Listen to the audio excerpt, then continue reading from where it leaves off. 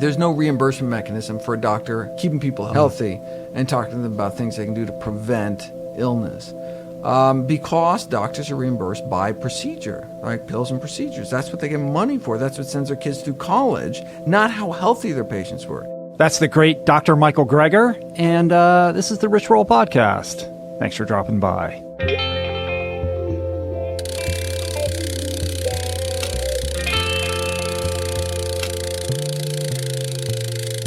The Rich Roll Podcast.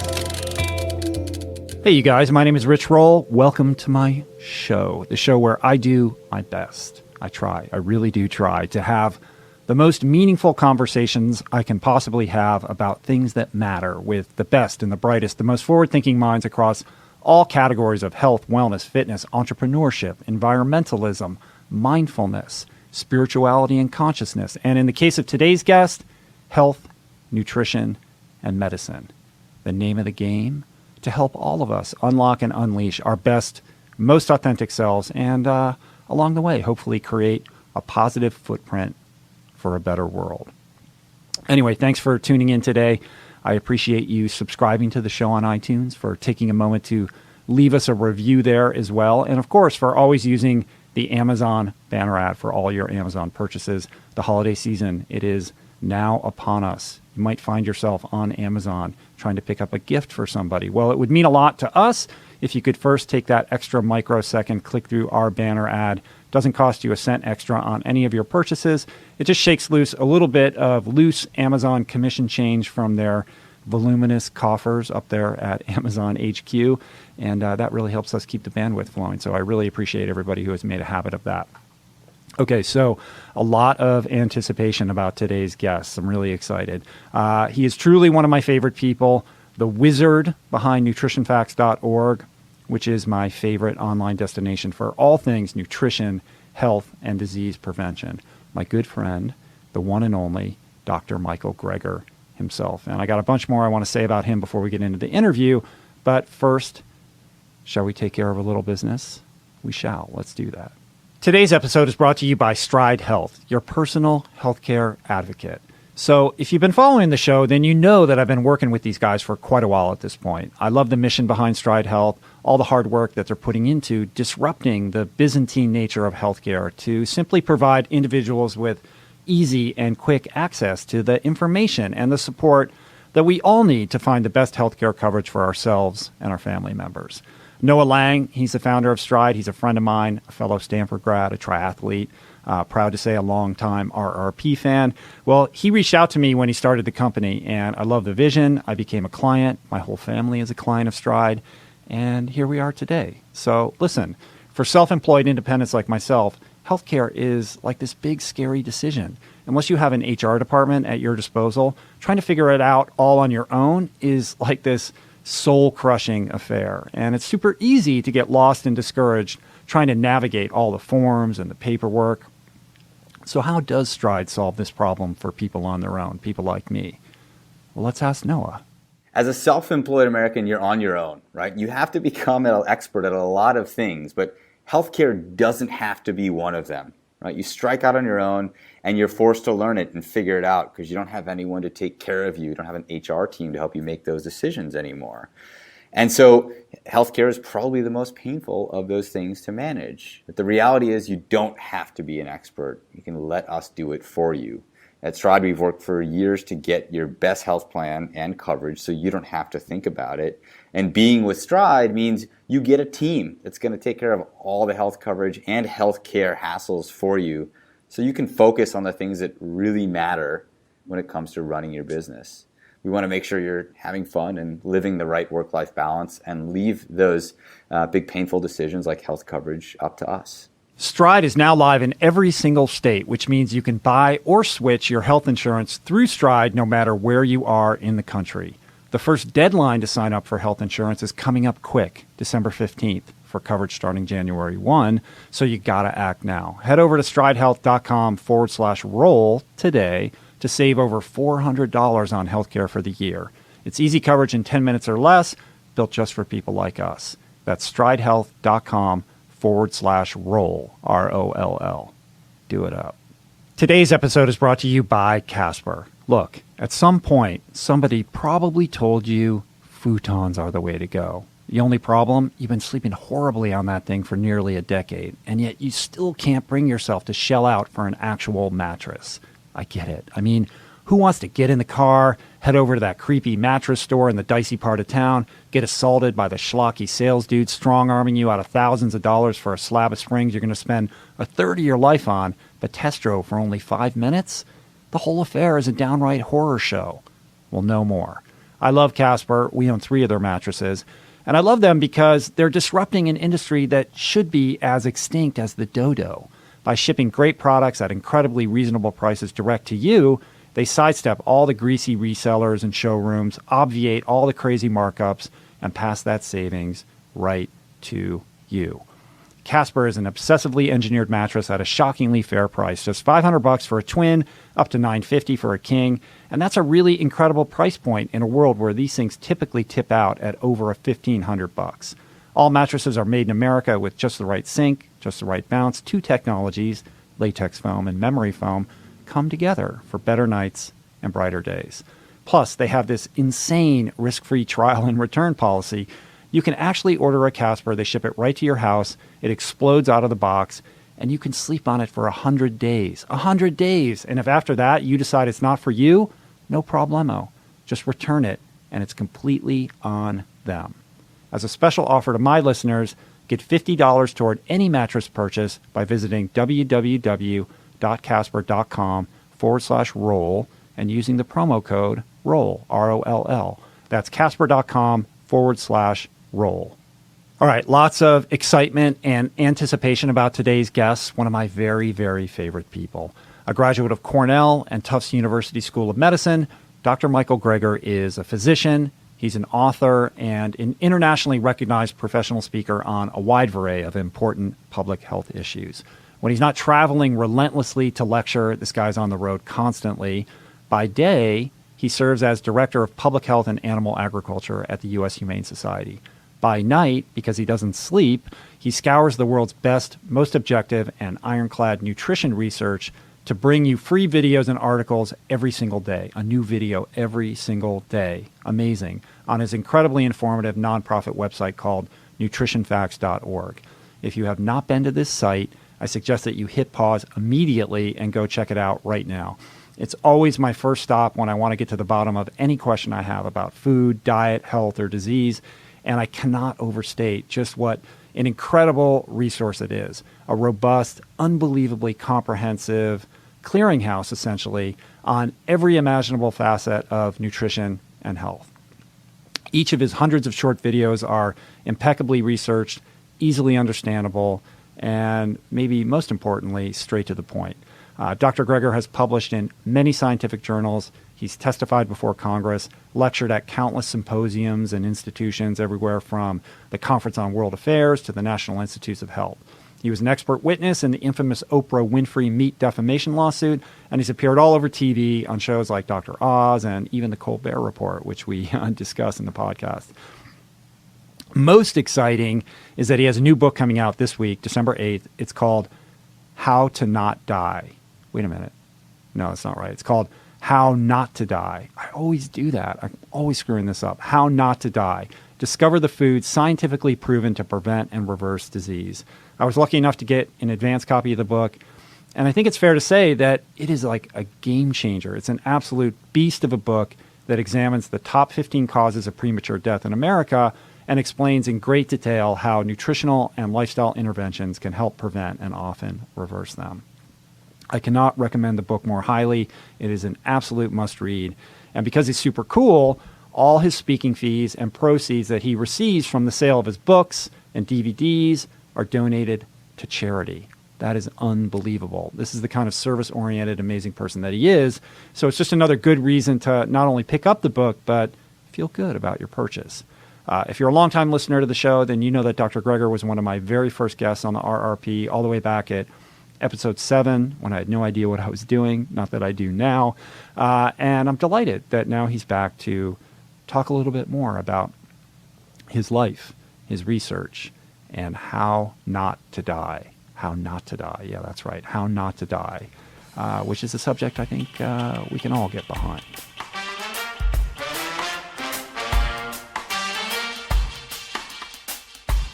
You ready to rock? Let's rock it. By the way, I've done zero preparation, so you're going to take the lead here. Anything you want. You know I can But talk. here's one thing. Yeah. I promise you that this time I'm not going to lose the recording. Do you remember that? I do remember that. I think terrible. It was a good. I think it was good. went really well. I know. I have no idea what we said, but I can't remember exactly what happened. Somewhere the digital audio file got corrupted, or I broke the record. Something. Oh, I think I was recording directly into GarageBand, and it like crashed on me. I don't know what happened, but my sincere apologies. yeah, it's okay. This time it's going to be better. I got a sermon just for me on that one. You know?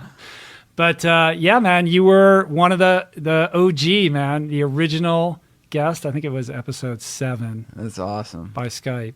But this time we're going to really make some magic. Yeah, wow. Now Ready we to have go? real microphones, man. I know. It's exciting, right? So so many things to talk about. But my first question for you is this. How to not die or how not to die? Tell me about. There must have been some behind the scenes conversations about that, right? Yes, You're breaking we need- out like quick we English need- language. Yes, get some grammar nerds in here, quick. Yes. How not to die prematurely, in pain after a long disabling illness.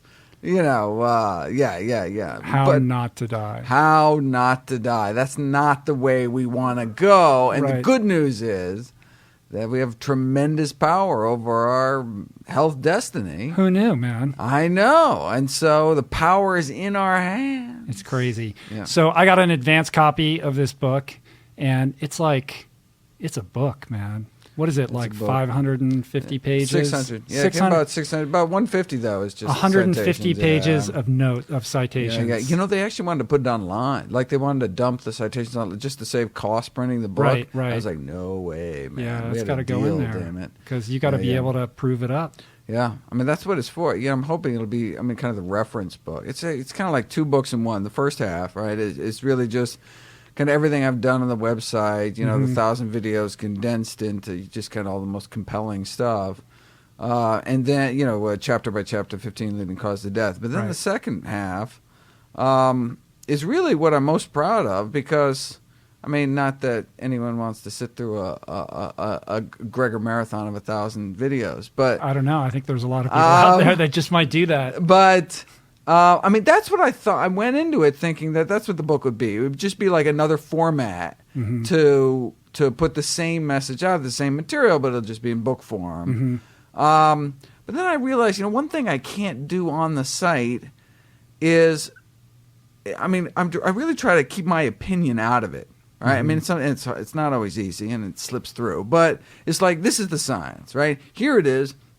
You can make up your own mind just as much as I do. People ask me all these questions. I'm like, well, look, okay, well, then what should I do? Okay, you just said that, eating, a half teaspoon of turmeric does this. Okay, so what do I do? And I'm like, well, you just saw the science. I just laid out the science. I don't know any more than you did. Like, here it is. But you're the answer guy. You're supposed to know all, like, all. Well, see, I don't want it to be the Dr. Gregor diet, right?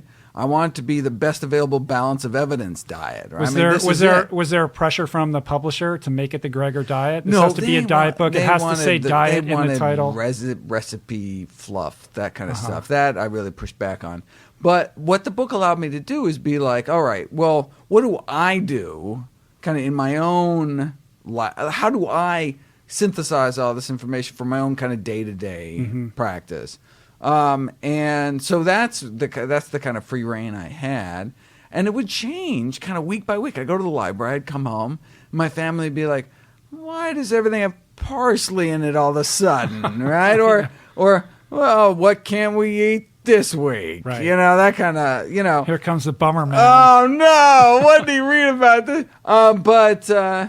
But slowly but surely, I'd be like, oh, wait, all right, we got to get onions in our diet somehow. We got to get this in our diet. And so I started kind of this checklist of like, oh, did I eat beans? Did I eat any freaking legumes today? Oh, I can't believe it. Day goes by so quick. So I started making this like little whiteboard checklist, and that kind of morphed into this kind of daily dozen concept that that I take on the book. And not that I have a checklist anymore, but it was like a helpful reminder at the beginning to be like, oh, I got to fit all this stuff in. And so that's how I kind of lay it out, for helpful meal planning and Right. stuff. I mean, it's so dense. I mean, it really is a Bible and a reference manual. It's sort of like the be-all, end-all, ultimate authority. If you're interested in plant-based at all or not, or just not wanting to die, right? You can crack this thing open, and you don't necessarily have to read it end to end, but you can find what applies to you or what you're interested in. And it's very dense in its science, So I think it's easy. It would be easy without that second section to just get lost in the science and then go, well, I don't know what to do. Tell me what the protocol is to just avoid these things and make it simple. Right. So it ends up, whole food, plant-based. But what does that mean? What do I mean by whole food? What do I mean by processed? What is plant-based, right? Well, so processed for me is nothing bad added, nothing good taken away. Right, so there are some quote-unquote processed foods that I don't consider processed under that definition. What would something like for that example, cocoa powder, right? That's processed. Did you see cocoa powder growing on any trees? No. Right. But in that case, they actually removed the cocoa butter, the fat, which is saturated, can raise your cholesterol a bit. And so they actually improved on the food, right? So they took this natural, one of the few kind of rare tropical fats with a lot of saturated, so that's palm oil, palm kernel oil, coconut oil, and cocoa butter. And so they actually took something out. So that doesn't fit under the processed definition, even though of course it's highly processed. But because nothing bad was added, nothing good was taken away. Gotcha. So let's break it down. I mean, this basically the premise or the kind of spine of this whole thing is taking a look at the 15 leading causes of death, right? Right. Do you have them memorized? Well, so I mean, this is actually different. So how this came out was from my original Uprooting Leading Causes of Death kind of annual review back in years ago. Where I put it together, where I list the top 15, but killer number 2 was cancer, all cancer. And so you have to give a real broad overview. But here what I did is I split it all up. And so there is a chapter on breast cancer, a chapter on prostate cancer, then specifically liver cancer, specifically esophageal cancer, digestive cancers. And so there's a chapter on each because it's, there are kind of important differences, things you can really target. So that's how I was able to kind of splay it out. So it still actually goes 1 through 15, but it's just kind of a little more in-depth, a little more, because all of a sudden I had time. In the videos, I try to hit the 4-minute mark, right? Videos under 4 minutes. Right. Because that's about the kind of time span that, I don't know, that people are on my site, actually. I mean, it's about 4 minutes, you lose them. Right. And so, what can you do in 4 minutes, right? You can hit all the major... the most interesting If you put points. A couple cats in there, you might be able to squeeze another minute out of them. There we go. Right. See? Right? That's what I got to do. Right? But here I was like, wow, I can go deep. Right? And so I actually ended up doing a lot more research that, actually I'm going to turn into videos kind of later on, just because I don't want to lose this stuff. But, because I wanted to really kind of do a deep dive through all these. And so it was actually, it was actually a lot of fun. I had time to do it. You had time. I had time to do it. Because I feel like this could easily, we could go into the weeds and this could become a productivity podcast because you're one of the most productive humans that I've ever seen. I mean, the level of commitment is insane. I mean, you're on the road constantly. Every conference I go to, you're there. Yeah.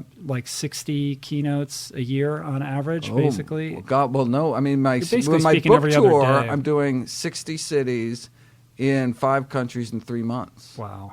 Starting in December? It's kind of the first half of December till the holidays, but then starting hardcore in January. And then above and beyond that, a new video. You're still on one new one every single day? Weekdays, new video or article. So new videos Monday, Wednesday, Friday, new articles Tuesday, Thursday. And then on top of that, you have a full-time job at HSUS. And then there's the whole full-time job thing. Yeah. How does that work? Well, I mean, they each kind of fuel me in different ways. So so during the day at HSUS, I'm doing kind of infectious disease work, bird flu, mad cow, swine flu, that kind of stuff, infection. And then at night is when I do the chronic disease, then I do the, But how do you have time to pour through all of the research material? That's tough. So now we're up to about 24,000 articles published every year in the English language on nutrition, right? So that's like 70 articles a day. So like you fit that, it's like how, I mean, even if you were up 24 hours, you couldn't read that many. Right. So please tell me you have a team of at least interns who pour through that So stuff. now we got 14 staff now. Oh, wow. So we have a big staff. Are they now. all in D.C.? No. In fact, none are. The last one is actually leaving me, going to Colorado. But that's the nice thing about this work. You can do it anywhere. Anywhere, In right. fact, I bet there's folks I don't even know where they are. Well, you've never met them in person? I'm looking at their Skype background going, what, is it snowing up there? What's going on? But I mean, that's the wonderful thing about this kind of work. I mean, you can do it anywhere. And so, so it's about a dozen researchers and then a couple of people just doing logistics to get everything up on the site. So they pour through it. I mean, do you say, look, this is a subject that I'm interested in, or do they just pour through the research and come up with, here's 10 articles that I think are relevant to your subject matter? Well, mostly, no, it's a little more directed than that. It's mostly kind of this iterative citation searching. So let's say I find a really awesome article. Then you go two directions. You look at every single article that ever cited that article using something called Web of Science, where, I mean, you want to know, what did everyone else think of this article when it came out in 1977, right? Everyone's citing that article in the next few decades. Maybe it was totally thrown out. Maybe it was like, accused of fraud or retracted, or, you have no idea. And then you want to go through every article that article cited to see if they actually put it together the way they say they put it together, right? If there actually is a foundation. And so you see that cone, one study cites 20 studies that cite 20 other studies. You go two levels down and you are in the, you're just, that's crazy. You're just drowning. And so that's what I do is I send people off, here's this article, just go through all the citations and, pull all the articles that they cite and just, want to make sure we're on the level. And, too often, and this is what scares me, like I'll have the video almost like totally wrapped up. And then I'll come across an article and it changes my entire outlook.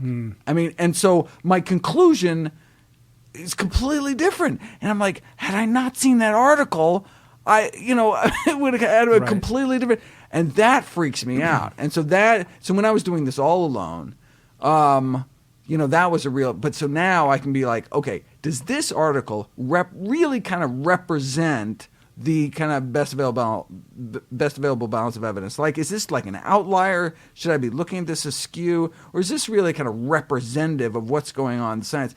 And you can't do that by looking at one article. That's why you need a team to really dig Interesting. it up. So that brings up a kind of interesting question, which is, you're trying to be as objective as possible. The site is called nutritionfacts.org.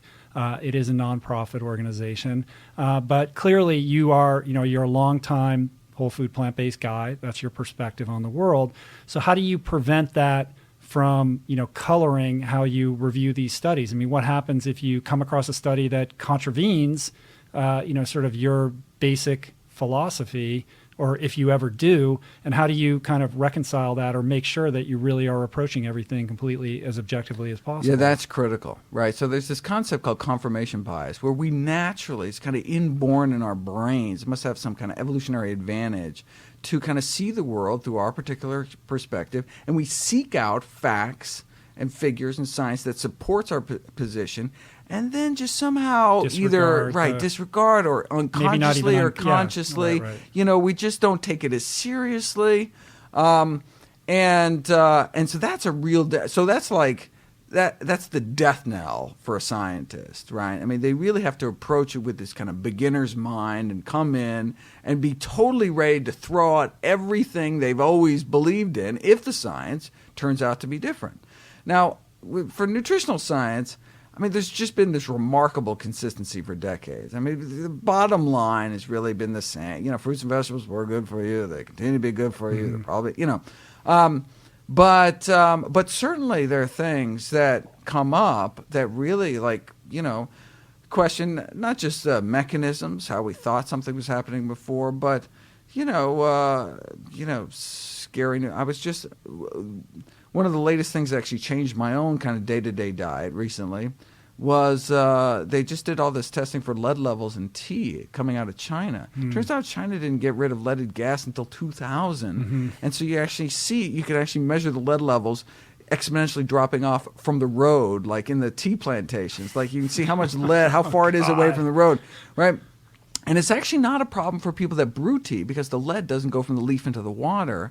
But I've been telling people to put it in the smoothies, right? To grind it up or use matcha tea, ground, green tea leaves. Because I figure it's like, throwing away tea leaves, that's like boiling collard greens, throwing out the collards and drinking the water. You'll get some nutrition, but why not eat the leaves? Like, it seemed like such a waste. So I was like, yeah, throw the tea leaves in. Right. Okay. If they're from Japan, right? But no longer. And, all the cheapest tea is from China. And so that was bad advice. Of course, it wasn't bad advice until, it was good advice at the time, or so I thought. But something like that, where it's kind of a fundamental recommendation, gets changed. And then it's like, how do I get everyone who saw that original video, on the new plan? And so I'm like, you got to subscribe because I can pull totally down earlier videos where you recommended putting tea leaves in. What I did is I have what's called the doctor's note right below the video that gives kind of context or changes or whatever. And so eventually I'll get around to actually just re-recording the video or dumping it entirely. But I have a thing saying, make sure you check out this other video where I talk about the lead contamination because this is a serious issue. And then for pregnant women, this is how much you can have of each different type of tea in each different kind of country. If you're a kid, this is how you do it. If you're drinking it, if it's black tea, if it's, so I go through, I got charts, But, it's like that kind of thing. It's like, you just feel this weight of responsibility. You tell one thing, right, because you found a really good paper on something, and then who knows? If you didn't do a good, thorough search, you can find out the next day and you've already kind of, corrupted people's, Right. And you have, 1.5 million subscribers, right? People that are consistently watching your videos. Well, we at one point, we have 1.8 million hits a month, but and only about half of that is old people coming back. Half about it is new traffic. And how many views does a typical video get? That's a good question. I don't know video by video, so I just kind of know day by day. And so an average day. So average day. 60,000 a day, something like that. Right. And it's slowly going up. See, we've never spent any money on advertising, promotion. Never did ads. Never did whatever. It's all just kind of word of mouth. I just have a feeling there's so many people out there that if they knew about the site, they'd be interested in it, but they've just never, they don't know. Right. Well, the book is going to change that. That's what I'm hoping. I think it'll really. You're well overdue for this book. That would. Right? No. If it interests some major media, it's got on some morning show or something. They really kind of take it to the next level. And the information, I just keep telling myself, look, it's there. It'll always be there. It's on the net, right. So eventually, when people figure it out, they'll go back and they can look at all the stuff that I've poured my, blood, sweat, and tears into. Right. And back to, the process of compiling these videos and going through the research and all of that. I think it warrants at least a brief discussion about how nutrition science works in the research arena, in the sense that, look, all these studies have to be funded by somebody, right? And so, of course, you have to parse through, well, who's behind this and, who stands to gain from this? And with more and more corporate dollars kind of pouring into this field, how does that impact how you look at these studies and evaluate them and either discard them or give them weight or, slide that scale of value? Yeah. So much of science is now follow the money. And so what do you do with, an egg board funded study or the, Cattlemen's Beef Association? You don't know. The problem with conflicts of interest is these financial conflicts of interest is that you don't know what to do with them because, basically, the big controversy is, did they or did they not divulge their conflicts of interest, right? That's kind of the big, did they get money? Did it meet a certain level? A lot of journals be like, if you can get $5,000, but if you get $5,001, all of a sudden you have to list that you got the funding from some source. But that's not, for me, that's not the issue. The issue isn't just the science hold the up. fact that there's this money in science in the first place. The fact that there's the conflict of interest is there, not whether it's disclosed or not. And it's because you get a study that show nuts is great and it's done by the Walnut Commission. And you're saying, okay, did they make stuff up? Did they just design a study to give a certain point, or is it totally a great study and it wouldn't have gone done, and we should be thanking the Walnut Commission because otherwise we wouldn't know about the wonders of walnuts, right? And so basically, it just makes you think again, makes you really dive into the materials and methods and be like, okay, did they put this study together in a way to get some kind of desired result? And how often when you look at such a study do you come to the conclusion like, oh no, it holds up. I understand there is this conflict of interest built into it, but nonetheless, I can still see the value of this. Or is it almost invariably a situation where you're discarding it? Well, it's often rather than discarding it, I actually do a video about it and show exactly what they did. Like this is how the BOLD study, this beef study, they talk around how you can add lean beef to a diet and your cholesterol gets better. And what they do, they added lean beef to a diet in which they cut out cheese and chicken so much they actually drop saturated fat below. So you added beef to the diet, but you cut out so much cheese and chicken that you actually have less saturated fat, and the cholesterol went down. Surprise, surprise. I mean, it's just such kind of blatant stuff that anyone, even taking a second look at it, it would just pop right up as like kind of just this outrageous manipulation. But it gets tons of press. Yeah, but, people don't. Nobody gives it a second look, other than people like yourself. And certainly, unless you have a really kind of, sort of unusual journalist who's willing to kind of do that kind of work, it ends up in the media. So there's this enmeshed kind of media relationship that translates into, butter is back on the cover of Time magazine, and all this sort of stuff that occurs, or just the sort of dismissal of the latest World Health Organization recommendations on red meat and processed meats, right? Which we can talk about a little bit, I suppose. Yeah. One other thing with the conflicts that makes it even more difficult is that beyond the financial conflicts, there are kind of like ideological conflicts. So for example, there's this amazing research on the spice saffron, right? And it's all independently funded, but there are all these Iranian scientists. And saffron is like this major export that's like the number one producer in the world. They have this great national pride over this stuff. Is it possible they're tweaking results? I mean, it would be nice to just get some independent, even though they're not getting money from the saffron industry, right? Or if you have all these New Zealand kiwi fruits are great studies, you're just like, okay.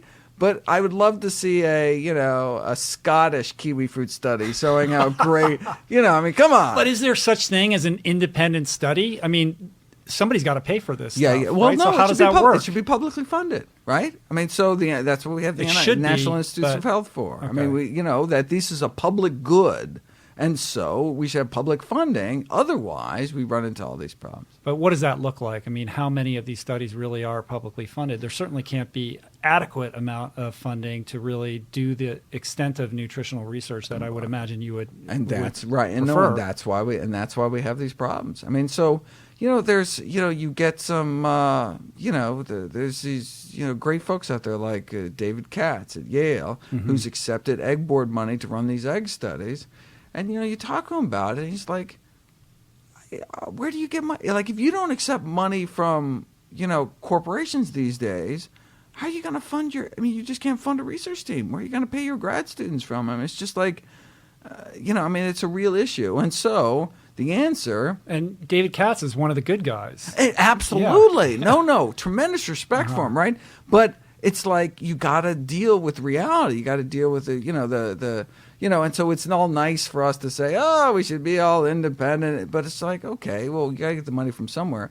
It's interesting. Some of these studies were like literally out of scientists' own pocket. Like they thought they had this really great idea. They wanted to, see if it worked. And so they did it themselves, but with no corporate budget driving its promotion, it just gets buried in some dusty stacks of some, library basement and never sees the light of day. And so I saw it as my kind of role in the world is to take all that amazing science that was done, even if it gets past the funding stage, but then just got lost to the world. Because, for the same reason you don't see ads on TV for sweet potatoes. There's just no kind of profit motive to get it out to the world. Right. So what's your reaction when you see something in the media that you feel is, not an accurate representation of what's going on? Like right now, let's just talk about the low carb craze. Everybody's all about low carb. Ketosis is the greatest thing ever. Like all this sort of stuff, right? And that's very, very popular right now. And there's a lot of people who are espousing the benefits of this, not just for weight loss, but for health. And, to the extent that it makes it on the cover of Time magazine. Amen. Saturated fat is your new best friend, all this sort of thing.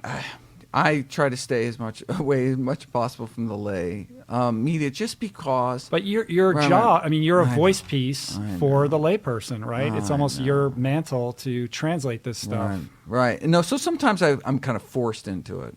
So like the saturated fat studies, it's like I always am hoping someone else will take it on because I just want to, cover the science and not kind of go back and fight back against, but.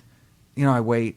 No one's going to do it. Okay, fine, I'll do it. Right? Like no one did a really good thing against Atkins, so finally I, wrote the book on Atkins, and then and so I usually get kind of dragged into it later on, hoping that someone else will kind of take the mantle and do that kind of piece, and let me just stick to the science and rather than kind of, because otherwise you just get caught in these. You get caught, it's like a vicious cycle of he said, she said, right. The WHO story about processed meat, that was a real breakthrough. Yeah, and it made a lot of media, and there was a lot of internet chatter, of course, back and forth. But I think it's really making people question, their dietary choices when it comes to that stuff. What's interesting though, which seems to be kind of bearing the lead here, but.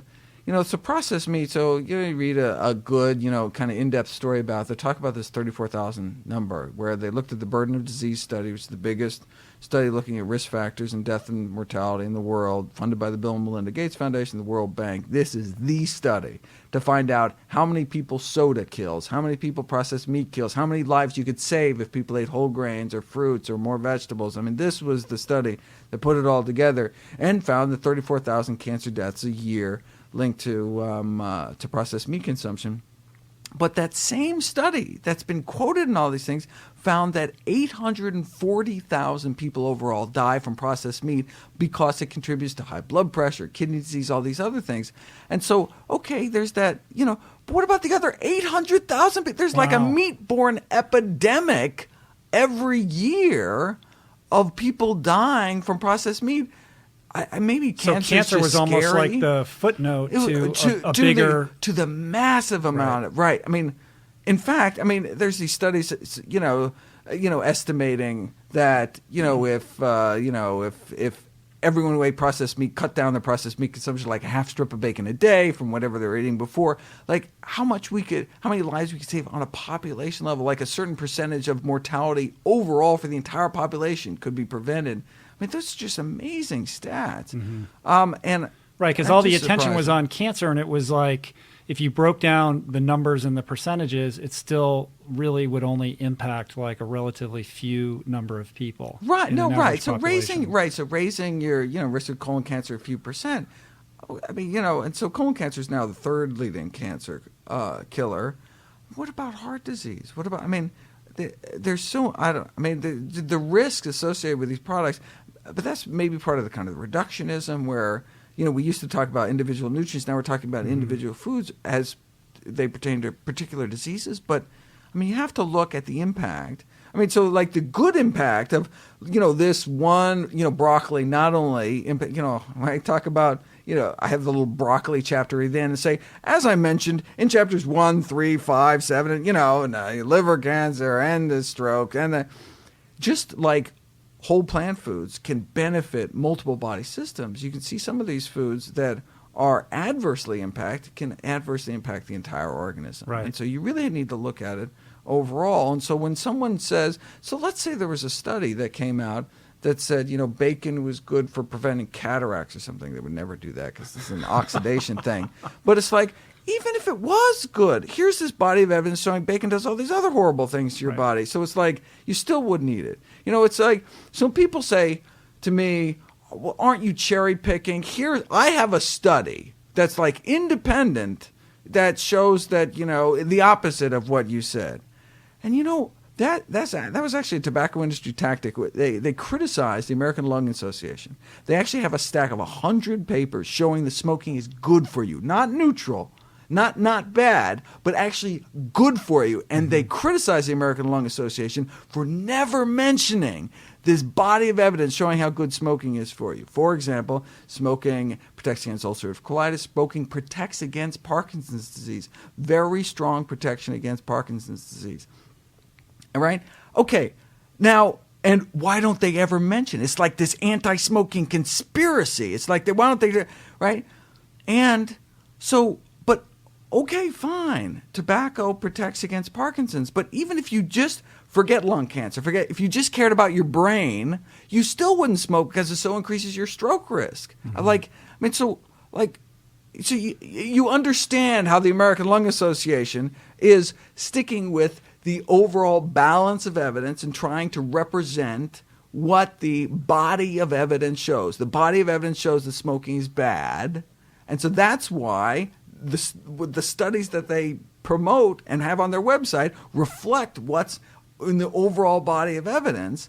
And people just seem to, miss that point. Right. Well, you have to reconcile the scientific method, which by its very nature is reductionist, right? And your videos, they're reductionist in following that scientific method and looking at specific things and their sort of direct impact on other things, right?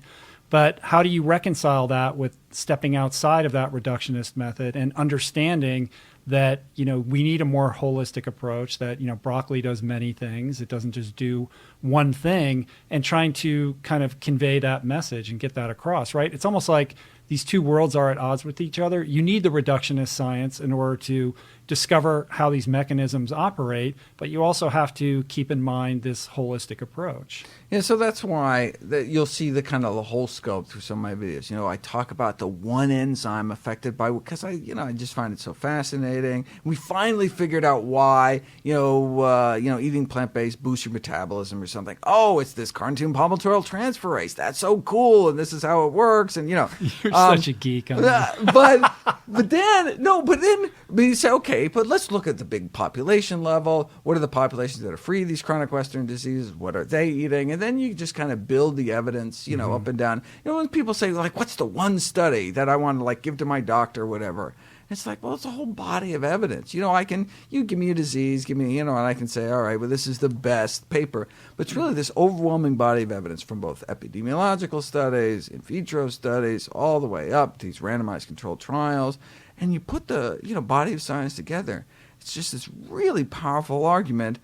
And beyond that, this kind of cherry picking accusation, a lot of times there's just one cherry. So, for example, there's only one diet ever been shown to reverse heart disease in the majority of patients. Only one plant-based diet, right? If that's all a plant-based diet could do, reverse our number one killer, shouldn't that be the default diet until proven otherwise? And then the fact that it can also, prevent, treat, and reverse type 2 diabetes and hypertension, all these other leading killers, seem to make the case overwhelming. But it's like, it's hard to cherry pick when there's only one cherry. There's no other diet that has been shown that. So it's like, bring it on. So doesn't exist. Do you get frustrated when you feel like people aren't getting this? I mean, you're shouting from the mountaintops and have been for some time, along with some other people. And certainly plant-based diet is picking up steam and it's becoming, much more prevalent in mainstream consciousness.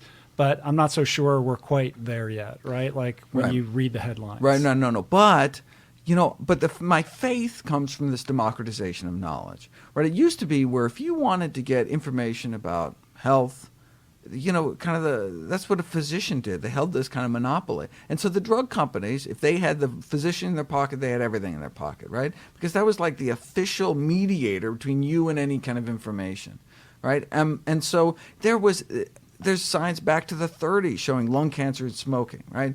Landmark 1958 article, the Adventist study, 90% less lung cancer in non-smokers. But of course, you never heard about it right? Because you could just never get to the general public. Right, unless it's in the Washington Post or your doctor is going to tell you. Who's going to go to the basement of some library and start going through microfiche? And Washington Post isn't going to run it because they're running cigarette ads. Right.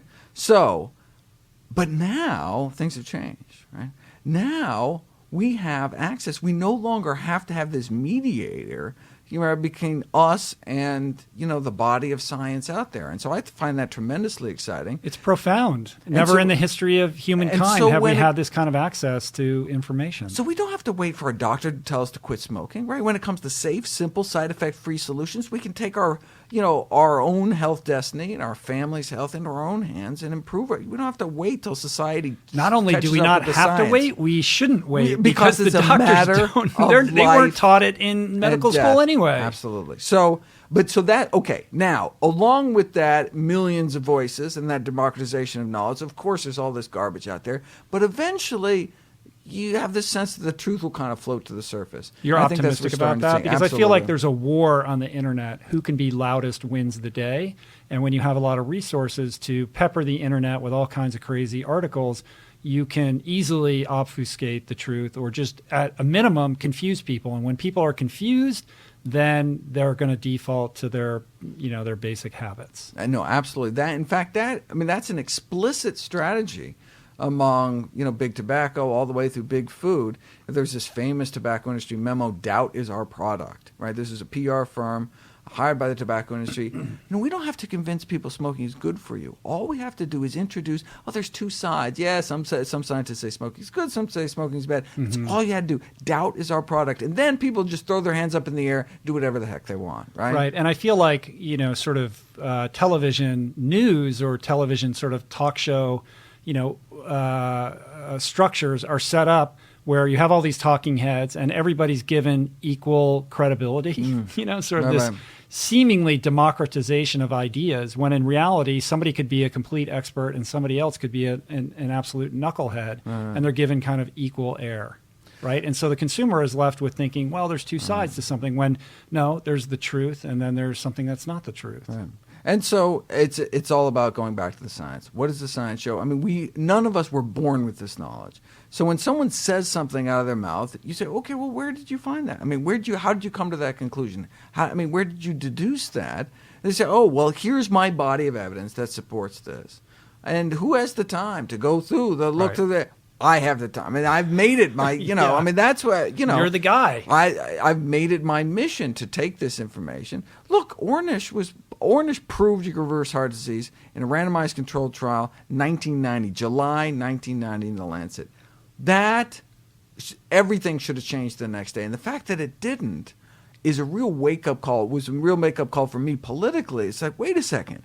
There's more than just science going on in medicine, right? There's more than just there's reimbursement. There's this whole kind of structure set up to kind of go at odds with these, kind of right. There's been solutions. this weird kind of reductionist opinion about Ornish's work, and you see him sort of getting thrown under the bus in the media, like, oh, well, yeah, it didn't really have to do with diet. It had to do with the lifestyle recommendations that he was making, and he's sort of been seemingly dismissed when in reality, he was sort of speaking the truth all along. Right, and been an absolute pioneer. And then, of course, others have taken his work like Esselstyn and said, okay, let's cut out the stress management, the touchy-feelingness, the exercise, everything, and just what do dietary changes show? In fact, in cases, don't even put people on statins and just see purely, can this diet reverse heart disease, and saw these extraordinary results. And then it's like, well, not that we shouldn't be managing our stress and exercising and everything else, but it shows that the proof is in the vegan pudding. Right, just to remove all the other variables. Yeah, you need that, right?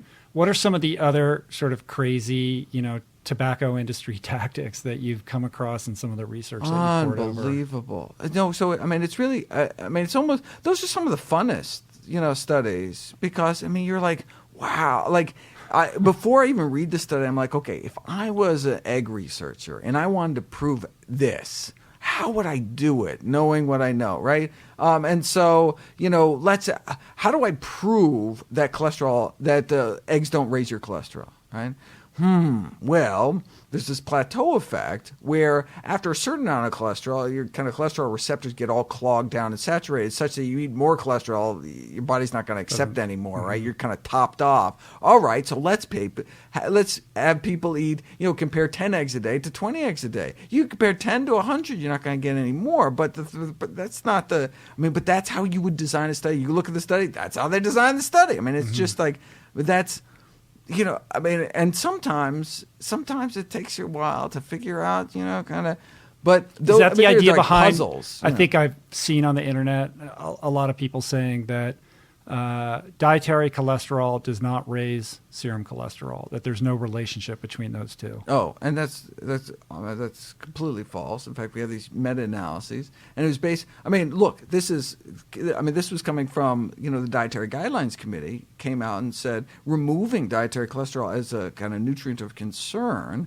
And they did that in part based on the AHAAC guidelines, the American Academy, the American Heart Association, the American Academy of Cardiology, who said in their latest review of the literature that we see there's no link between the kind of dietary cholesterol and serum cholesterol, but that was within their parameters, which was the last 20 years, because every 20 years they do a review, and so this is like, okay, nothing new.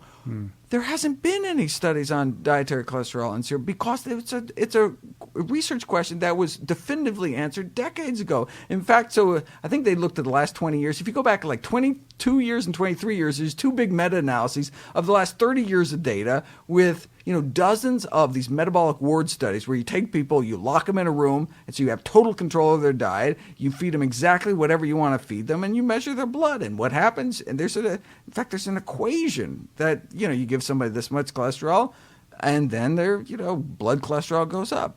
I mean, and so, so it's kind of this misunderstanding, misuse of the literature. What is behind that misunderstanding? Why is it that so many people are misinformed or confused by that? Is that because there's some conspiracy by big food to create that confusion, or is it that people just like hearing good news about their bad habits? Like I feel like the truth has such a difficult time rising to the surface. Yeah, no, I think all those really play. I mean, we were comforted by the fact, when someone says what you're doing is right, you're a good person, you're not feeding your kids something that's going to give them diabetes. That's a nice message to hear. And all these, kind of nanny state naysayers who are trying to make you eat flavorless food or something, don't worry about them. Eat your Fruit Loops, right. and you'll be healthy because they're fortified. Right. That's the message that everybody wants to hear. They don't want to hear, salt's still bad for me. Really? I mean, I'd much rather hear the dissenting scientist funded by the Salt Institute that says, oh no, eat all the salt you want, kind of thing. Uh-huh. What's the most surprising powerful thing that you've come across in the last couple of years through all the research that you've done? Something that really you didn't really fully appreciate or understand or kind of change your mind about? All the microbiome stuff is just blowing my mind. Right? It's crazy, right? So I mean, the only about 1 out of 10 cells in our body is actually human, right? So 90% of us are bacteria by DNA, by cell number. And has tremendous power over everything from our mental status to our immune system. When I in medical school, when we learned about fiber, right? Mm-hmm. Fiber, I had the sense it was just kind of like mass kind of scrubbing down the colon walls and just kind of kept things moving and had, But no, fiber, it's the indigestible part of the food, right? Doesn't really do anything for you. But no, we don't digest it, but we actually do digest. Our bacteria digest it. That's what our bacteria eat. Prebiotic. It is the prebiotic. Do you know Dr. Robin Shutkan in D.C.? Oh, you got to connect with her, man. Cool. She's the bomb when it comes to the microbiome. Sweet. I just had her on the podcast. She's amazing. Cool. Yeah, she's got a couple books out. Her latest one is called the Microbiome Solution. She's Neat, amazing. neat, Yeah. neat. No. And she has a really amazing talent at being able to communicate what the microbiome is all about to that's a awesome. layperson so they can understand great. it. But No, that's yeah, critical. I mean, it's mind blowing. The Absolutely stuff that really amazing. gets me is the cravings part about how when you change your microbiome, Right. it actually can impact the foods that you crave So because cool. that population, that ecology starts to desire that kind of food that seeded it in the first place in order to survive. It's crazy. Yeah, I just did put a video up recently about something called diversion colitis, where if for some kind of surgical procedure you actually have to divert the fecal stream, like through a ileostomy or something, out from the abdominal wall instead of going through the gut, you get something, and up to 100% of cases is something called this diversion colitis, where all of a sudden your colon starts dying, starts bleeding, dying. Why? And they wonder, what is going on? Like, why all of a sudden did we need this fecal stream, otherwise the cell died? And it turns out that the lining of the colon literally lives off, not of our blood supply, it lives off what the bacteria feed it, right? These byproducts from fiber and other prebiotics like resistant starch.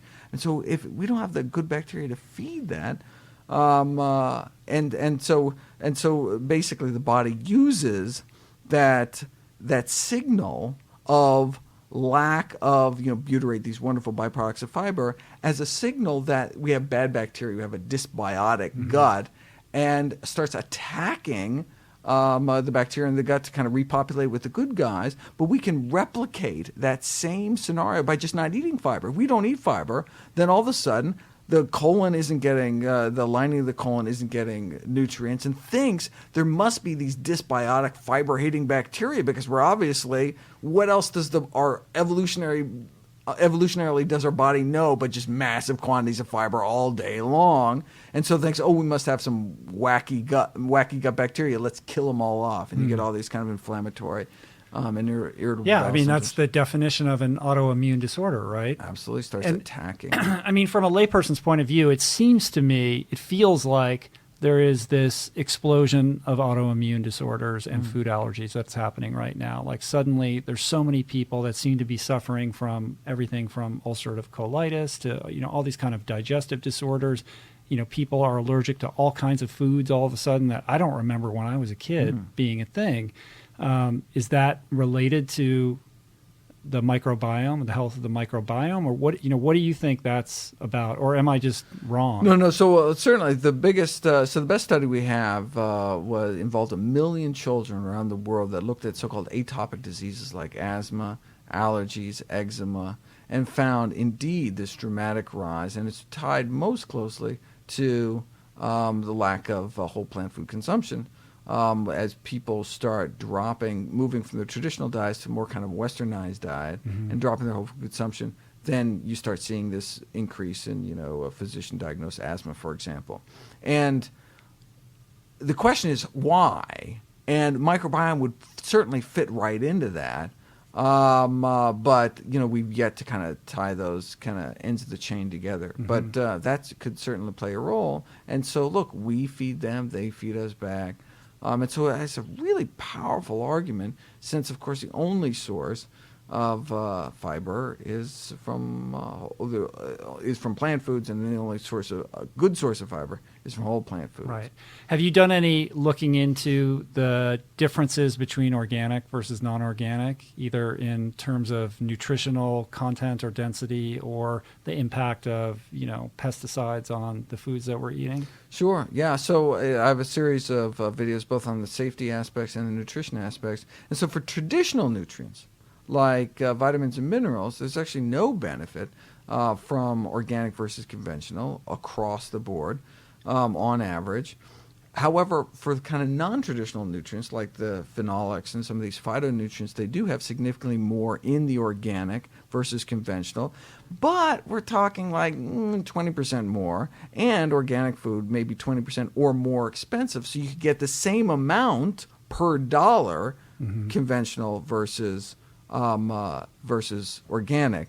But people aren't necessarily buying organic for the nutrients, but for the safety aspects. And indeed, what I was surprised to learn is not just the pesticides, and so certainly there's a big pesticide issue, but actually the heavy metals. So, for example, was it cadmium? I think the cadmium from the phosphate fertilizers. These artificial phosphate fertilizers just naturally have a lot of cadmium, this toxic heavy metal, along with mercury and lead. And so that's why conventional produce has a lot more cadmium than organic produce. So we actually go through, and so basically the bottom line that comes out of this is that choose organic whenever you can, but we should never let fear of pesticides, for example, limit our consumption of as many fruits and vegetables as we can It's not an possibly stuff in our argument to face. not eat fruits and Absolutely. vegetables. Even right. if you just had the most contaminated Chilean imported grapes and bell Bathed in peppers glyphosate? and Come on. it would still benefit your health. So in fact, so there was a study. There was this it was kind of a computer modeling study in food and chemical toxicology a few years ago. That suggested that if just half the population ate a single more serving of fruits and vegetables a day, it would prevent every year 20,000 cancer deaths. Not 20,000 cases of cancer, but 20,000 cancer deaths if just half the population one more serving of fruits and vegetables. But because the modeling was on conventional fruits and vegetables, that added pesticide load in the American population would cause 10 cancer deaths. So overall, if we did this, it would just prevent 19,990 cancer deaths, right? So we get this huge benefit, but also this tiny bump in risk. But the huge benefit far outweighs the risk. But hey, why accept any risk at all when you can get all benefit, no risk by choosing organic? And so certainly I encourage people to do so, but we should be stuffing our face with as many fruits and vegetables as possible, regardless of the source. Right. So have you looked at GMO at all, and glyphosate? And the World Health Organization classified it as a possible carcinogen, probable. I can't remember exactly. That's really the issue when it comes to GMOs is the excess pesticides, right? Because they're pesticide resistant, which allows them to bathe them in this pesticide. Right. So you can actually conventional soybean growers, they still use the same pesticide, but they use it between crops. Obviously, you can't use it during the crop because it would kill your plants. But between the crops, and so there's lots of pesticide in the soil. So you grow the soybeans, and you still get a little pesticide in them. Versus organic, where it's not allowed to use it at all. But we can now dump it straight on the plants. And so the thought was that you'd have elevated levels. And it wasn't until recently, the last few years, we actually were able to measure actual market levels, not in the fields, but actually what makes it to market, and show that compared to both conventional and organic soy, which had very little, that the levels of glyphosate were just off the chart. In fact, so high, Monsanto pressured countries to actually raise the safety limit. So all of a sudden it didn't exceed the safety limit anymore, but that's only because they push it up. Right, and that gets back to the politics that are inherent in all of this. You see that in what's happening with organic certification too. Like what qualifies as organic isn't what it was, 10 years ago. It's been, in some respects, co-opted. It's easier to get that organic certification. I think it still costs a bunch of money or whatever, but there's more things that can be qualified as organic because there's money to be made there, right? They can charge more for it, et cetera. Right, yes. I mean, the billions in organics are not because they're selling lots of carrots, right? They're selling organic gummy bears and, but, you can understand, the purists who want organic to maintain, this little niche. I mean, we also want a lot of people to have access to it. Right. How do we have a lot of people have access to it? Well, in this society, an entity makes a lot of money off of it, right? I mean, so for example, I have this interesting series of articles about patenting turmeric. So, for example, there's actually a group that did actually patent turmeric, the spiced or not a genetically modified turmeric, but just actually like turmeric. Actual turmeric, because it has all these medicinal effects. And so they were sued by this group of Indian attorneys, saying, "Wait a second, we've been using turmeric for in Ayurvedic medicine forever. You can't do this." And the patent was pulled, and all was right with the world. And so it seemed like this great fight against these evil corporations trying to get but if PepsiCo owned turmeric, oh my God, we would have to, we would have it It would be in everything. It would be in Pepsi. It would be. And so, I mean, so on one hand, it's like, great, now it can remain pennies a dose and make nobody any money. So therefore, we're not going to have any research for it. We're not going to have any promotional budget to get it. No one's ever going to hear about it, right? And so there's this interesting, like, wow. It's not as easy as you right. think. I mean, if Monsanto really did own broccoli, which they're trying to patent a strain of broccoli, then our kids would be eating a lot more broccoli. Yeah, that's. I never thought of it from that perspective. It's tricky, right? It's tricky. What do you think about the food plate and the food pyramid and what's going on there and how that's sort of evolved over time? Yeah, well, I think it's. I like obviously the food plate's much better. It gives people a better way to kind of visualize. The food pyramid came out, was gutted, pulled back by meat industry pressures. But food plate's nice. So food plate, right? Basically half fruits and vegetables, a quarter, quote unquote, protein, which includes legumes. And so actually legumes, beans, split peas, chickpeas, and lentils actually are the only food that actually goes over both. It's considered both a protein and a vegetable. It's kind of a 2-for-1. And then, whole grain. So it's like this great, it's moving in the right direction. That is absolutely moving in the right direction. What happened with that lawsuit that PCRM filed over that? There was like, hey, that looks awful familiar. We put out that power plate years ago. I can't remember exactly what it was. I'm trying to remember, but I think it had something to do with sort of the public being misled in terms of the recommendations. And there was certainly conflict true to the science and the conflicts. Well, I mean, probably the greatest lawsuit they've ever won was divulging the conflicts of interest of who was on the board, right? So these are the dietary guidelines for Americans. USDA and the DHHS come together to put them together every 5 years since 1980. And, it's not just recommendations. This is what, a federal school lunch program is what we feed people in prison. Every school, every public institution. I'm right. It's very important what these, and so, of course, huge amount of pressure from lobbyists and money pours in.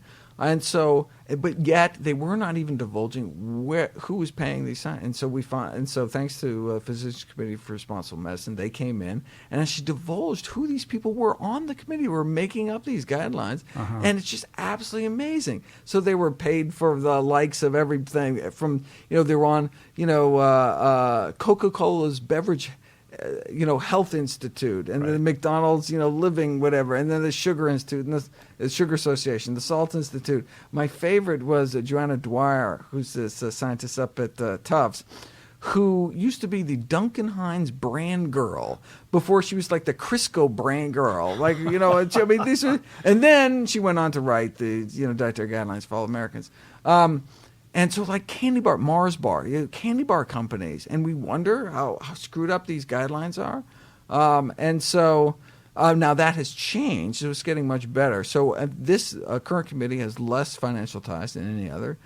So we're pushing things in the right direction. And that's all good for people that, want a healthy populace, because that's where the evidence lies. Yeah. It's interesting. Do you know Andy Bellotti? He's a nutritionist. He's great. You got to meet this guy. But him and a few others, he's a nutritionist, dietitian, but he'll go to these conferences and he'll tweet photos of, these banners that are hanging from these big food brands. That's crazy, right. Coca-Cola, McDonald's, the McDonald's Simon Institute. Yeah, he's a big Michelle Simon person. Awesome. So you see, it's so glaring and in your face that you can't even believe it's real. It's like a scene out of Idiocracy. You're like, are you kidding? And everyone's just sort of going along with it. Right. It's interesting. So Coca-Cola just pulled sponsorship from the American Academy of Dietetics Nutrition. And it's interesting, though, the ADA, the former ADA, now the Academy of Nutrition Dietetics, they didn't stop their sponsorship. Coca-Cola pulled back from them.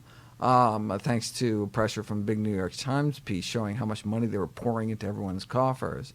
But these are all good signs. I mean, the less money we have influencing, the more transparency there is, the more the real science will come out. Right. So you're optimistic. I am totally optimistic. You are? That's good to hear, man. Oh, absolutely. The more research is getting done, the research is getting out there. It's having an impact. I mean, you go back, in my kind of latest annual review, I talk about, what was like. I kind of parallel the situation now with being a smoker in the 50s. So if you're a smoker in the 50s, you have the American Medical Association saying smoking on balance is good for you. That's the AMA saying that, right? And of That's course, so amazing. they got, and they refused to endorse the Surgeon General's report when it came out in the 60s after they had gotten that $10 million check from the tobacco industry. I mean, absolutely. I mean, it's CD. But, okay, so you go back in time. Well, okay, so you can see why the AMA was in bed with the tobacco industry. But why weren't individual doctors speaking out? The majority of physicians smoked. In fact, the average per capita cigarette consumption of Americans was comes out to a half pack a day for every adult in the. So the average American smoked a half pack a day. Right. Okay, so it was in the media, right? It was in the movies. It was ads on TV, doctor, the government. Everyone was telling you. So on one side, right, and on the other side, all you had was the science. If you knew what was going on, and none of that science broke through. So you had these studies done by these remarkable folks, titans in the research field in the 30s, 40s, 50s. None of it made out in the mainstream because your doctor was going to tell you to quit smoking between puffs. I mean, that's right. I mean, but it was normal. It was just what you did. Medical meetings, one big haze of smoke, right? They're debating lung cancer in these congressional committees and through this fog of smoke. And right so when it's Mad Men. normal, right, you can't wait for society to catch up to the science because by the time it does, you could be dead by then or have cancer. This is a matter of life and death. And so I see this kind of real parallel between then and now. It's like, okay, the science is clear. The science has been clear. But that's not what everybody does. I mean, what your doctor, most of the doctors smoked back then. Most of the doctors today continue to eat foods that contribute to our epidemic of dietary diseases. So you have this kind of inherent bias, this cognitive dissonance of them telling people to eat healthier than they're already eating or to get exercise if they're sitting on their butt themselves. And so, I think that's a good parallel where you have this. Where you can have simultaneously this tremendous body of unassailable evidence, yet that's not what the government, the medical community, and society is saying. In fact, by the time the Surgeon General's report came out in 1964, 7,000 studies. It took 7,000 studies linking smoking with lung cancer before the Surgeon General came out. I mean, you think after the first 6,000 they could have given a little heads up or something, right? I mean, but that just shows, and so I don't know what 1,000 we're at, right? But I mean, how much? But I think with our demand for transparency, that has to be accelerated. Absolutely. Right. But at the same time, you're also asking. First of all, you're asking people to embark on behavioral change, which is not fun or comfortable and not something people want to hear about. But on top of that, you're also asking the medical community to have this paradigm shift away from diagnose and prescribe, because we're just prescription nutty right now, and put on the preventive medicine hat, right? And our system, the current medical sort of doctor setup, it isn't really designed to function that way economically. And that's the word. It's really economically. There's really no route for doctors to get reimbursed. There's some kind of creative ways doctors are doing it now with group visits and things for diabetics on Medicare. And the Ornish program, the Pritikin program have both been accepted by Medicare. So there's a few ways you can get in. But in general, there's no reimbursement mechanism for a doctor telling people to keeping people healthy and talking to them about things they can do to prevent illness. Because doctors are reimbursed by procedure, like pills and procedures. That's what they get money for. That's what sends their kids through college, not how healthy their patients were. If we actually had metrics, and there are some in the Affordable Care Act, if we had metrics that actually rewarded doctors for actually keeping people healthy, then we could see the system change. Right. That's crazy talk. That's just crazy talk. I think the approach should really be through corporate wellness programs, because you're dealing with these big corporations who are just getting bled because of their insurance premiums, their healthcare insurance premiums, and they're ready and willing to listen if it's going to positively impact their bottom line. So to implement really in a real way wellness programs that aren't just, hey, we're going to run a 5K, but like really tending to the food that their employees are eating and having, sort of accountability programs and really, infusing a culture that promotes wellness, which will, of course, positively impact, their insurance premiums and their ultimate profitability, but also, provide people with the tools to be able to be healthy, and that will trickle down from there. That's the grand irony, is that the food industry has this kind of historical anti-corporate bias, right? It's big tobacco, it's big food coming in as these evil corporations like PepsiCo and Kentucky Fried Chicken. And so, like, corporations are the enemy, when ironically they may be our salvation. They're the ones that are, if they're self-insuring their populations, they are the ones to stand to gain the most by reducing healthcare costs. I mean, you prevent a few cases of diabetes, you've saved enormous amounts of money, not to mention increases in productivity and well-being. PCRM did this great series of studies at 10 Geico sites recently published. It showed a tremendous, improvement in fatigue, mental health. If I was CEO of a Fortune 500 company and came across that, I'd say, sign me up. Let's do this right now. Yeah. Let's change the cafeteria. Yeah, I think but it's really the politics that swirl around these big corporations. Just take school lunch. Why is that such an incredible clusterfuck to unravel and repair? It's very, very difficult just to get healthy food options for kids, because there's so much money being made and there's so much politics going into, these providers that are gaining, that are basically profiting from the food that's being provided. They're huge contracts, right? Right. Yeah, they're unloading these cheap commodities. I mean, the problem is that healthy food doesn't have you can't mark up healthy food. I mean, the profit margin is so razor thin for broccoli, sweet potatoes, that kind of thing. You just can't charge a premium because there's no Smith brand. You're not going to pay more because you have some kind of branded broccoli. Whereas these processed food companies can take the dirt cheapest of ingredients like sugar, and spin it and color it and flavor it to all sorts of so like the can of Coke is one of the greatest profit margins. So like a can of Coke and basically tobacco are the two kind of most profitable in terms of how much money they make given the raw materials that go into it. And so there's this, it's not that Coke sits around and says, how can we make the children of America obese, right? They're like, how can we make money, right? And it just turns out the sweet potatoes don't make you as much money, right? I mean, so it's not like, but there's subsidies involved in that, right? And so why is sugar so cheap? Because we subsidize it, right? I mean, so why is corn and soy so cheap? Because we feed it to the animals, and subsidize the meat industry that way. And so if we subsidized good food, fruits and vegetables, and so Europe, they're actually starting this. So, for example, a number of Scandinavian countries have done this free fruit programs. So every day, every kid gets free fruit.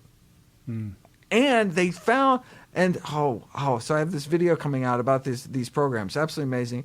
And they kind of made the calculations that to make it cost effective,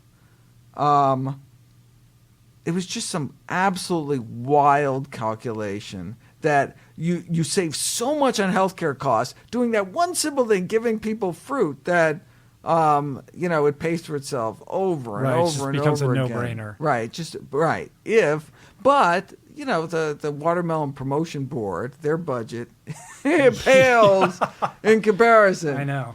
So how do we deal with this problem, or at least this mentality or idea that eating plant-based is for the elite, right? Like, how can we trickle down this protocol to make it more accessible for the underprivileged? Who, look, they're feeding their families off subsidized foods, the cheapest, most nutritionally poor foods available, but they don't have sort of the luxury of being able to go to Whole Foods. Well, it's some of the healthiest foods. I mean, you think about the grocery bill. I mean, some of the most expensive foods are some of the least healthy foods, particularly by nutrient, right? And so if you want calories per dollar, okay, fine, junk food wins out, right? But, that's how we used to measure food value 200 years ago, when you're a New England bricklayer burning 14,000 calories a day. You just needed calories. And so a pound of sugar, which was 5 cents, cost as much as a pound of beans, which was cost 5 cents. And so USDA said sugar is healthier because it has more calories per that 5 cents. And you have to keep your bricklayers bricklaying. But they can be excused because vitamins hadn't been discovered yet. I mean, we had no idea. There was just this kind of energy value of food. But now that's changed. Now we know, there's actually nutrients in food that do things for you.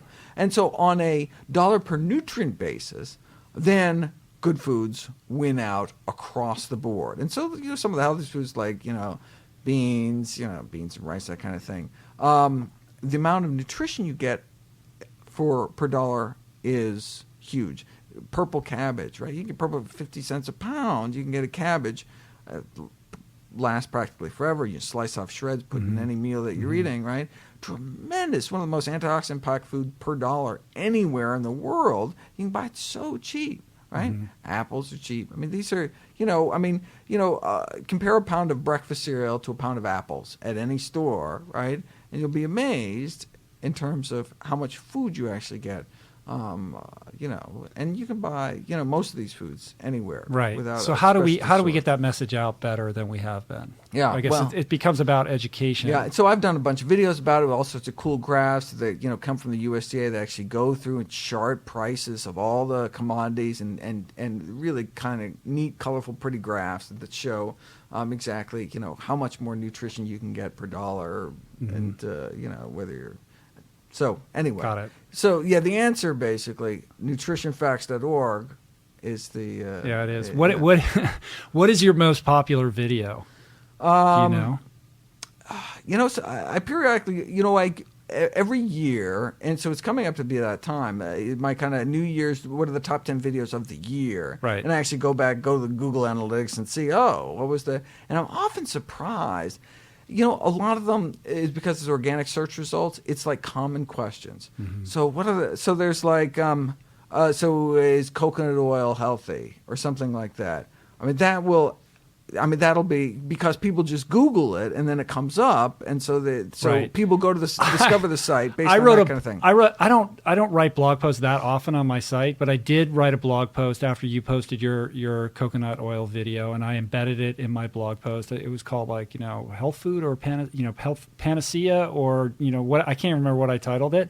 And when I look at my Google Analytics, I think it's by far and away the most read thing that I've ever put on my Isn't it website. crazy? I know. People are obsessed with coconut oil. Yeah. Yeah. It's funny. Yeah. So basically, because it's not. It's really people organically searching on Google. They're not necessarily already on nutrition facts, going through. Right. And so the most impactful, the most important videos, right? I mean, if it doesn't have a title that works well in a search engine, no one may ever see it. Right. And I learned that only, relatively recently. And so, one of the most powerful videos is this whole IGF-1 story and cancer. And the name of that video is Ex Vivo Cancer Bioassay or something like that. And it's this really cool way you can, you can drip blood from people on different diets onto cancer cells and see what it does and how good your blood is at suppressing and killing cancer compared to someone else's blood, or your blood 2 weeks later after eating a plant-based diet. I mean, all these really cool. So it's just fascinating. But with that kind of title, I mean, nobody will ever see it. You got to embed keywords in there, like Kim Kardashian, and see how that influences your viewership. Right. No, it's so true. So so I've learned to make things much more kind of, You'll never believe what or just what happened next was amazing. Right. Treating high blood pressure with diet or something. So my title is actually kind of very bland and boring, and I want it to be all twisty and quirky and punny, but no. You need an intern to just study the headlines on BuzzFeed. Right. See what works. That's so funny. All right. Well, let's talk a little bit about the book. I mean, what is your aspiration for this book? Yeah, well, I think it's going to do just a tremendous amount of good in the world, just kind of as it is. I mean, originally it was really just a vehicle to kind of send traffic to the site, because I feel that's my primary body of work. That's where all the science is. That's where they can see it. So it's just a way to kind of inform people about it and send people that way. But then it turned into kind of this really project on its own, kind of self, contained, and offering its own kind of value. In fact, a lot of stuff that isn't on the site, right? Because it's more like, well, this is my opinion based on my kind of professional opinion, even though I can't really back it up. This is based kind of, this is my intuition based on what the science we do know, which I would never want to put on the site. But, it's like dosing, right? How much dose? So we have 20 studies. Some use this massive dose. Some use this tiny dose. Okay, well, what do you eat if you think turmeric is good for you? How much do you actually eat every day? So I came up with a quarter teaspoon a day. So that's my recommendation. Everyone should eat a quarter teaspoon of turmeric a day. Okay, where do you get that? There's no study that actually compared a quarter to an eighth to a 16th to, right? And so, but there's, you go through, there's studies that have side effects at too high a dose. They have studies that show no effect at too low a dose. And then you look at populations, how much turmeric they've been eating for a long time with a good safety record. So you put all this stuff together and say, okay, that's kind of my best guess. It would never go on the site, on the website, because that's like if I can't have a paper and a quote showing you quarter teaspoon according to the Institute of Medicine, it's not making it in the video. But people want to know. I mean, people have a legitimate, interest. And so I can be like, all right, well, this is my best guess at, and so that's what the book could be for me, is to be like, all right, what do I eat? How do I translate this body of information into actual, day-to-day, what do I eat for breakfast kind of stuff? So it'll help. So I think it'll add that kind of practical aspect that I think people really, really enjoy. And then they'll just get kind of greater exposure for the movement and for the work we've all been, kind of hard at doing. I think it's good timing. And I hope it'll just, knock it out of the park. Well, I think that it's a really important book. I feel like it has the potential to really reach a wide audience because in many ways it really is the definitive manual on what's healthy, how you can prevent disease. And it's so detailed. It's really bulletproof. I mean, your research is impeccable. I mean, this is a serious work. Yeah. You know what I mean? It really, really is. And you should be really proud. And I just think like it's something that I could give somebody and say, this will answer all your questions. And really? you don't have to read it from cover to cover, but you can pick a section, you can look into it, take that as it will and go off and do your own research or whatever you need to do. But I really feel like, it's clear that you put everything that you have into it. Yeah. You really did. Yeah. You know what I mean? Yeah. And I'm sure that's why it took so long to get it to this point. Oh, I mean, I don't know how many much. hours you must have put into this book, but it's an extraordinary work, man, and I'm excited for you. Thank you. Yeah. What was it like working with Gene Stone? Yeah.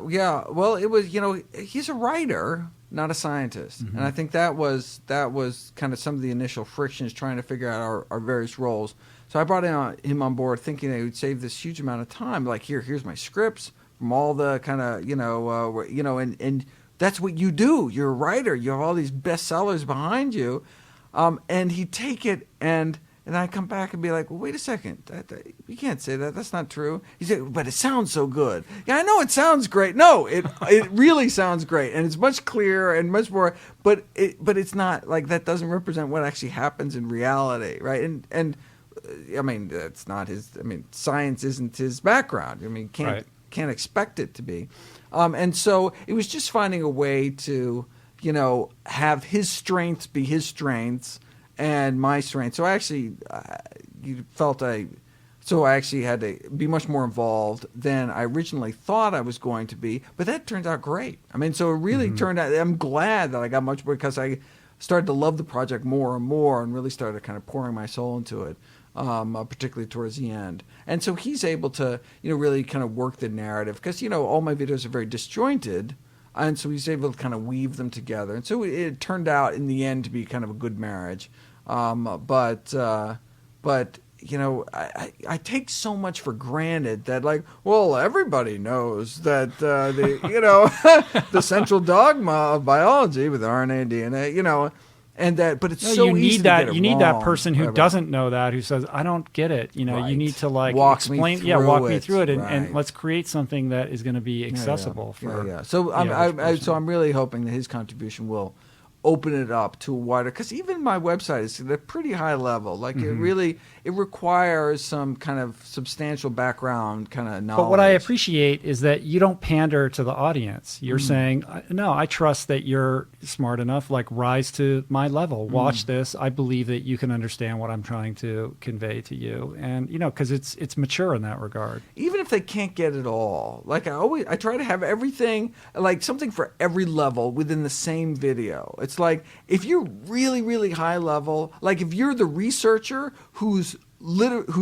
paper I'm literally covering in that video, I want you to be like, oh yeah, I see how you made those interesting connections with these researchers that I didn't even know about, like that high, all the way down to, I didn't know all those long words used. I had no idea what he was talking about, but I kind of get the gist that there's something that animal protein and acid in the kidney, bad kidney function is not good for my kidney. Like that's all, Right. Like that's all I need to kind of take like a away really from good Bugs Bunny cartoon. You know what I mean? That's why they were so awesome. Right. You could be an adult, or There you we could go. be, Right. a toddler, and you can both enjoy it. And you can get you can get the subtleties that are totally lost, wasted on those kids. But right. Or the Shakespearean reference. Right. You know what I mean? Yeah, I love exactly. it. All right, so what is, if somebody's listening to this, they're flirting with the idea of a plant-based diet, they're interested in what you have to say. What are some kind of just fundamental takeaways that you could impart to kind of kickstart somebody into embracing this way of living? I think it depends on if someone's coming from kind of a disease reversal standpoint, or if someone who's looks healthy and just wants to kind of maintain that health. Well, let's bifurcate it. So for somebody that's ill, right? Somebody with chronic disease, diabetes, hypertension, these are the kind of people I want to go all in, right? Because I want to see, when, you say, well, what about moderation? Well, like, how moderate do you want your heart disease, right? Well, what is moderation anyway? It's a sliding scale and the most subjective thing ever. Moderate, you can have, you can end up with, as a diabetic, moderate blindness and moderate kidney failure, moderate amputations, maybe just a couple toes or something, I mean, that's moderation in all things is not necessarily a good thing. And so for those people, and they have to, of course, work with their doctor because they have to drop their blood pressure medications, drop their diabetes medications very rapidly. Within 2 weeks, they may be off all, insulin and diabetes medications. Otherwise, their pressures and sugars would drop way too low on this kind of healthy diet because you're actually treating the cause. For those people, I really want to see them really kind of go all in, because then they can really see these dramatic effects with their own bodies, and that'll be the motivation for them to continue that lifestyle for the rest of their life. And I think for a younger, healthier crowd, this kind of prevent the ravages, then they can be a little more experimental. They go to whatever speed they want, because they may not necessarily, their body isn't necessarily at that kind of breaking point where they necessarily, feel the difference whether you're actually, eating some dark green leafy vegetables or not. But for someone with heart failure, whether or not you had spinach and got that extra nitrate load to actually facilitate blood flow and oxygen, efficiency. You can actually feel the difference from these foods. A young person eats some arugula and cut a few seconds off their 5K time, but, they're not necessarily going to feel any different. And for them, to take at whatever speed. One resource I really like is PCRM's 21-day Kickstart program. Right. It starts every month. Hundreds of thousands of people have gone through it, multiple languages. It's totally free. A nice community of people to go through it together and share tips and cooking and recipes. And it's been a really great program. Certainly for any practitioners out there, people who have plant-based practices who are trying to work within the model. It's easy to give somebody a website, get somebody started, no matter how short your office visits are, and get people on the right track. Right. I'll put a link up in the show notes to that 21-day Kickstart program. Yeah, because it is great. Yeah. And if there's one habit or one sort of dietary, preference that you would say is the number one thing that you got to let go of.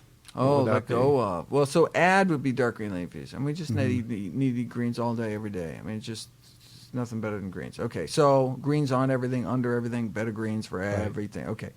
And cutting out, the worst food is, is trans fats are pretty much gone at this point. But so hydrogenated vegetable oil like Crisco, probably the worst thing. But you can't even. I don't think you can even find trans fat Crisco anymore.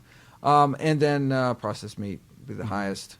Right, so all those, ham, bacon, hot dogs, chicken McNuggets, lunch meats, deli slices, that kind of thing. I mean, there's just no room for those in a healthy diet. And here's the thing with your book: it's 600 pages long. You have voluminous chapters on all of these 15 leading causes of death and how to avoid them. You've got 150 pages of footnotes. The final chapter, I think it's the final chapter, is supplements. And I think it's 3 pages. The whole book. You know what I mean? Which I found, I laughed when I saw that. I go, that's perfect. Well, when you have a healthy diet, Michael Greger. When you're getting mountains of nutrition, sheesh, what do you need? Right. So, because that's the thing I'd always say, what are the supplements? That the solution resides in these supplements, right? And by kind of, just putting 3 pages in, you could say that you've checked the box and addressed it, but you're also saying, listen, that's not where your focus needs to be, right? Absolutely. So vitamin B12, an algae-based DHA, right? Correct?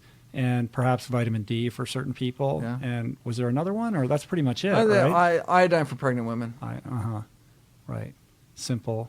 Nothing else. Yeah. And, and those are all the consequences of just how we live. We're no longer running around naked in Equatorial Africa all day and getting baked in the sun. We're not, hopefully we're getting less feces in our drinking water, which is, not getting a lot of B12 anymore, not getting a lot of cholera either. It's as good. I'll take that deal any day. Right. And so it's just, this way. In terms of iodine, you don't know what, there's iodine-depleted soils, don't know where your vegetables are coming from, and it has such serious consequences during pregnancy. Other than that, we're good. We're good. Final question. You were on Colbert Report? Ha! Yes! Oh, my God. I came across that on the internet. I was like, how did I miss that? Right. Is that on the internet? I got to find No, that. it totally is. And it's, right, what was the, not groundhog. What was I talking about? I don't know. I didn't see it. Oh, I just saw that. No, I just came across something that said that you had been on the Colbert Report, and I was like, it's so funny. What? No, I was on as a, they're like little porcupine creatures. What are those little spiny? Armadillo? No, it wasn't an armadillo. Not a spiny. porcupine? Right. No. Sea that's urchin? so funny. Here I am. And I was What like are you the talking expert. about? No, I was like the expert in this. No, so they wanted somebody on zoonotic diseases, these animal to human diseases. Mm-hmm. I wrote the book on bird flu and all these things. And so they're doing this segment. Was it plague? Yeah, something like that. I don't know whether they're eating these creatures or something. But they're like, we need an expert on this. And so they brought me up. And it was hilarious. And yeah, it's really fun. And of course, they took like hours of footage, and it comes down to like 3 minutes or whatever. Right. But yeah, and there's actually some hours of embarrassing footage and stuff. They wanted me to do all sorts of crazy stuff, like drinking out of beakers and steaming test tubes and stuff. I'm like, I can see you being game for that. And so I was totally doing all this stuff, but then afterwards, I'm like, oh my God, there goes my career. Like I'm thinking, how they could make me look so crazy. And of course, sign the release. Anything we want. But it turns out it came up with really kind of fun, and played me very kind of serious. And so I talked about how you shouldn't eat this weird little mammalian pet or something like that. Because otherwise you would. Right? I don't know. Yeah, no. So all right, well, now I got to find that. Yeah, no. It's on there somewhere. Yeah, that's funny. You find it, put a link on it. That's cool. hilarious. Yeah, I will, for sure. All right, man. I think we did it. Oh, sweet. Thanks Anything so much. Anything else you want to say? No, this is great. I'm so psyched. You feel for everyone good? to read the book and yeah, check out my work. And of course. Cool. The book is called How Not to Die, not How to Not Die. Right. Although, with all these technologies these days, you extend your life long enough, and we figure out how to extend life further. We just have to extend human life 1 year every year, right? Right. Well, that'll be the next book. And so, right. How to Not Die Ever. How to Not Die Ever. That's the sequel. Excellent, right? Man. Right. Really, add a couple decades. Maybe we'll reach a point where we can upload ourselves or something. Right. AI, man. To the mainframe. So the website is nutritionfacts.org. It's really just, I talk about it on the podcast all the time. it really is your one-stop shop to learn everything you ever wanted to know about nutrition. How many videos do you have up now? Over 1,000 now. 1,000, Yeah. right? And you have this index. I mean, you can search any nutrient, any disease, basically anything. I can almost guarantee that you've got a video up on that. It really is extraordinary work that you're doing. And above and beyond all of that, what's really amazing and interesting is that, correct me if I'm wrong, but all the proceeds from the new book are being given to the 501c3. Absolutely. Right? Yeah. So I don't which get a is penny. amazing. Yeah. And I wouldn't sign a contract unless it all went there. It's great. It's kind of like the Wikipedia model of, like it just goes because 1 in 1,000 people kicks in a few bucks, and there's just so many millions of people on the site that it just pays for itself. And we have all this big staff, and the whole thing goes just because everything's free, no ads, anything. But people just value the content and able to keep the whole thing going. So it's this like labor of love that I'd be doing anyway. But the fact that I can do it completely without taking a penny, and that's just I like keeping that kind of the decommercialism, taking commercialism out of nutritional science, which is critical piece. You're a beautiful man. Oh, thanks for everything you do, man. I really you too, appreciate man. it. Book comes out December 8th. You know it. And you're going to be everywhere at the same time. A little too everywhere. Yeah, very cool, man. I'm really excited for you. I'm proud of you, and I'm really I'm so impressed by the work that you do and by this book. And I think it's going to really help a lot of people. So thanks. I'll keep up the work as long as I can. Right on, man. Peace. Peace. Plants.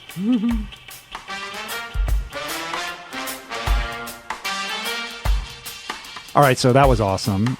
Make sure to check out Dr. Greger's new book, How Not to Die, not to be confused with How to Not Die. I wonder if there is a book called How to Not Die. I bet you there is. I can almost guarantee you that there is. Anyway, the book that you want is called How Not to Die, and you're going to pick it up on Amazon by using the Amazon banner ad at richroll.com, of course. Thank you very much.